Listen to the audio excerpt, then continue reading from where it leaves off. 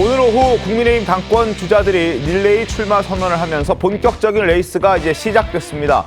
국회 소통관에서 1시간 간격으로 출마 선언에 나선 당권 주자들. 자, 그 모습 영상으로 먼저 만나보겠습니다.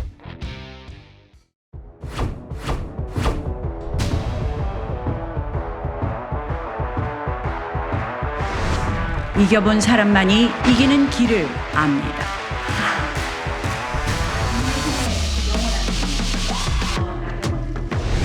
기준은 오로지 민심과 국민의 눈높이여야 합니다.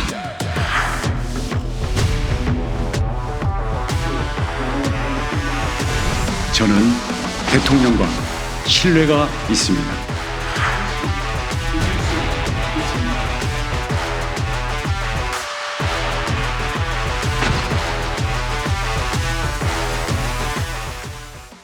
먼저 시작을 알린 후보는 나경원 의원이었습니다만 가장 많은 시간을 할애한 후보는 또 단연 한동훈 후보였습니다. 화면 보겠습니다. 같은 시간, 같은 날, 같은 장소에서 회견을 시작했는데 각각 나경원 후보는 7분 30초를 할애했고요. 한동훈 후보는 무려 28분이나 기자회견하는데 시간을 썼습니다. 원희룡 전 장관, 원희룡 후보는 4분밖에 할애하지 않았습니다. 자, 어떤 내용들이 담겨 있는지 지금부터 자세하게 따져보겠습니다. 중요한 이야기들은 기자들과의 문답에서 많이 나왔습니다. 먼저 당정 관계를 어떻게 설정할지에 대한 질문에 대해서 어떻게 답을 했을까요? 각자 해법이 달랐습니다. 먼저 들어보겠습니다. 신윤, 비윤 뭐 이런 이야기 계속 나오는데요. 당대표 선거에 이 대통령을 자꾸 끌어들이는 이런 미숙한 정치가 좀 없어져야 되겠다는 생각을 합니다. 대통령과 통화했다, 뭐 했다부터 시작을 해서 저는 이제 그런 개파 얘기하는 거 이제 좀 넘어서야 되는 것 아닌가 이런 생각합니다. 대통령실과 당의 관계는 어떤 수직적인 관계? 그거 좋으셨어요? 그거 총선에서 판단하신 것 아닌가요? 그러지 말라고? 저도 그러면 안 된다고 생각합니다. 신뢰가 있어야 당정 관계를 바로 세울 수 있습니다. 저는 대통령과 신뢰가 있습니다. 당심과 민심을 대통령께 가감없이 전달하겠습니다. 송고 본부장님, 일단 나경원 의원은 대통령을 당대표 선거에 끌어들여서는 안 된다. 이런 미숙한 정치는 좀 없어져야 된다는 입장이었고, 그리고 한동훈 전 비대위원장은 대통령의 관계를 기존에서 크게 바꿀 생각은 없어 보였습니다. 원희룡 전 장관은 당연히 이제 한동훈 전 비대위원장, 나경원 의원과는 좀 다르게 대통령과의 소통이 중요하다라고 얘기를 하면서 팀 이름도 이제 원팀이라고 지었는데 뭔가 확실히 분위기가 다르다는 걸 느끼시지 않나요? 그렇죠. 3인 3색이죠. 네. 3인 3색인데 가장 윤석열 대통령과 적극적으로 소통하겠다는 인물은 원희룡 전 장관입니다. 그렇습니다. 원래 지금 원희룡 전 장관이 갑자기 출마를 선언하게 됐는데 네. 그 배경에 윤석열 대통령과의 만남이 있었다. 뭐 이런 이야기도 나오고 네. 또 친윤이 조직적으로 지원을 하기로 했다 하니 원희룡 전 장관이 오늘 모두 발언을 한 4분 했는데 4분 네. 전부 다 당적 일체를 강조했어요. 맞습니다. 그리고 또 레드팀을 만들어서 너무 당적 일치만 강조하면은 또 역풍이 있으니까는 네. 레드팀을 만들어서 쓴소리도 하겠다. 이까지 붙였죠.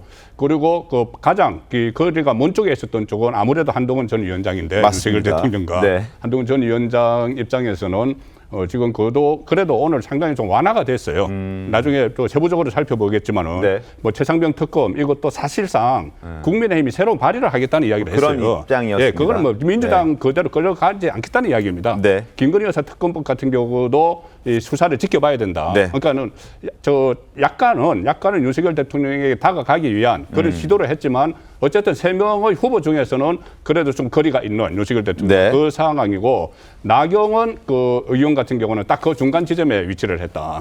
그렇게 봅니다. 그 개파도 없고 나는 개파도 없고 각 세울 것도 없다. 이런 네. 이야기가 있잖아요. 네. 딱 중간 지점에 있기 때문에 앞으로 이제 구체적으로 오늘은 이제 선언을 한 날이고 맞습니다. 구체적으로 한 달 동안 경선을 하면서 여러 가지 세부적인 사안에 대해서 뭐 토론도 하고 인터뷰도 하고 할 텐데 네. 그걸 이제 책임 당원이 어떻게 판단하는가 그 문제가 되는 거죠. 그런데 지금 책임 당원이 80%고 일반 국민 20%인데 네. 일반 국민 20% 중에서도 국민의힘과 무당층만 여기 여론조사에 참여를 합니다. 네. 국민의 지지층과 무당층만 역선택 방지를 위해서 민주당 지지를 한다고 그러면 빼요. 네. 그리고 책임 당원 80%인데 책임 당원의 이 성향은 일반 국민 중에서 국민의힘을 지지한다는 그 지지층과 또 다릅니다. 매달 당비를 내는 당원들이기 때문에 네. 아무래도 윤석열 정부에 대해서 안정을 원하고 윤석열 정부의 성공을 원하는 쪽이 많기 때문에 네. 그래서 한동훈 전 위원장도 오늘 같은 경우에 좀 더 윤석열 대통령에게 좀 더 다가가려는 그런 모습을 보였다고 봅니다. 알겠습니다. 지금부터는 더 자세하게 하나하나씩 짚어봐 드리겠습니다. 특히 한동훈 전 비대위원장에게 대통령과의 관계 설정 질문이 좀 쏠렸습니다. 목소리 확인하고 이야기 이어가겠습니다. 저는 공적 관계는 공적으로 공개적으로 투명하게 이루어져야 한다는 철학을 갖고 있습니다. 어떤 친소 관계가 공적인 결정의 영향 요소가 되어서는 안 된다는 강한 생각을 가지고 있습니다. 그런 차원에서 대통령과 저는 지금까지 일해왔고 앞으로도 그럴 겁니다. 그리고 저는 그게 훨씬 더 건강하고 국민을 위한 정치가 될 거라고 생각합니다. 공적 관계는 공적 관계고 친소 관계는 친소 관계다. 친소 관계 때문에 공적 관계에 영향 줘서는 안 된다. 앞으로도 그럴 것이고 지금까지도 그래왔다라는 메시지를 낸 걸 보면 나중에 당대표가 된다 하더라도 대통령과의 어떤 충돌도 있을 수 있다라는 생각이 들었습니다. 손수석 대변인님 어떻게 좀 보셨습니까? 오늘 그 당정 관계에 대해서는 이제 수평적인 관계를 여러 번 강조했고요. 네. 민생 문제는 적극 협력하겠다라는 그 표현을 썼습니다. 네. 그렇지만 정무적인 결정에 있어서는 합리적 비판을 하겠다 필요할 때 그리고 수정 제안도 하겠다 이런 표현을 썼거든요. 네. 저는 그 지난번 총선 때 저희 당이 그 진 이유가 네. 당정 관계가 삐걱거려서 졌느냐. 아니면 당정 관계가 너무 수평적이라고 수직적이라고 생각해서 그거에 대한 이 평가가 있었느냐. 그 두 가지를 놓고 본다면 네. 답은 뭐 명확하다고 생각합니다. 대부분의 국민들이 상식적으로 생각하실 겁니다. 네. 후자에 더 많은 문제 의식을 느끼십니다. 그래서 당정 관계가 지금보다는 더 수평적으로 돼야 된다는 것은 저희 당 지지자들 그리고 국민들의 이 보편적인 저는 인식이라고 보고요. 네. 그런 면에서의 오늘 맥은 한동훈 전 장관이 제일 정확하게 짚은 것이 아닌가 저는 사실 이제 그런 그 생각을 했고요. 네. 한동훈 전 장관이 이제 최상병 특검법에 대해서 과연 기자들이 물어봤을 때 어떻게 답할 것인가가 사실 오늘 제일 중요한 포인트였는데 궁금했었죠. 예. 네, 조금 전에 이제 송 본부장님은 크게 다르지 않았다라고 말씀하시지만 제가 보기에는 저희 그 당 지지자들의 보편적인 정서보다 반발 자국은 더 앞에 나가서 승부수를 던졌다라고 저는 생각을 합니다. 물론 네. 지금 민주당이 낸 특검법안 거기에 네. 대해서는 반대한다라고 했지만 네. 어쨌건 우리 당이 먼저 특검법안을 발의해서 국민들의 의혹을 해소시켜 줘야 된다라고 한 것은 나름대로는 꽤나 많이 나간 거거든요. 승부수를 던진 것이고 네. 다만 그럼에도 불구하고 이제 지금 말씀하신 것처럼 그래도 수위는 지켰다 어느 정도 이게 윤 대통령이나 대통령실과 각을 세우겠다는 얘기는 아니다라는 면에서 김건희 여사 특검은 그것은 적절치 않다라고 했고요. 네.